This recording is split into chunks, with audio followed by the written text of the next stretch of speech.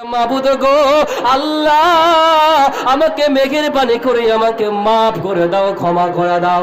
নবীজি বলছেন সে কাফের ব্যক্তির সামনে জান্নাতের ছবিটা তার সামনে পেশ করা হবে, জান্নাতের ছবিটা তার সামনে তুলে ধরা হবে। তখন বলবে আরে হতভাগা বদনসিব রে, দেখ জান্নাত কত সুখের জায়গা ছিল, জান্নাত দেখে রে কত আরামের জায়গা ছিল রে হতভাগা। তুই দুনিয়াতে, তুই দুনিয়ার কাজে তুই ব্যস্ত ছিলি, দুনিয়া না ব্যস্ত ছিলি, আমাকে ডাকিস নে খো, ইসলামকে মানিস নে খো, আল্লাহর বিধানকে মানিস নে খো, নবীর সুন্নাতকে মানিস নে খো।